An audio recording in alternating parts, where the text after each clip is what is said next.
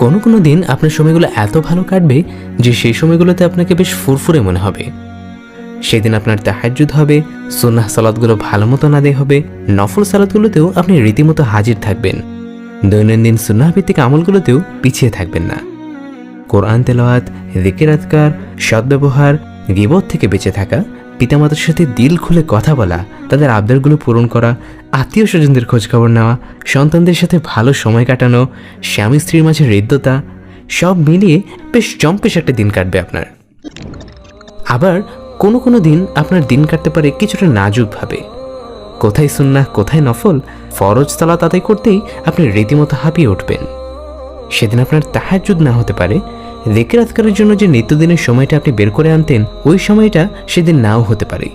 সেদিন আর কোরআন খুলে বসা হয়তো হবে না আপনার।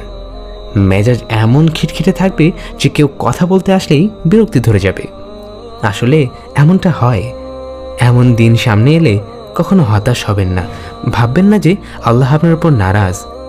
এমন মুহূর্তও আপনার জীবনে মাঝে মাঝে দরকার, নয়তো সুদিনগুলো যেগুলোতে আপনি মন প্রাণ ভরে আল্লাহকে ডাকতে পারতেন, আল্লাহকে স্মরণ করতে পারতেন, সেই দিনগুলোর যে আলাদা প্রশান্তি, সেগুলোর যে অকৃত্রিম তৃপ্তি, সেগুলোর যে অপার্থিব আনন্দ, তা আপনি বুঝবেন কি করে?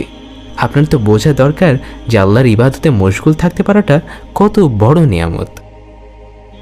কঠিন দিনগুলোতে আপনি সর্বোচ্চ ইবাদত হয়তো করতে পারেন না, কিন্তু চেষ্টার সর্বোচ্চটা দেওয়া থেকে বিরত থাকবেন না যেন।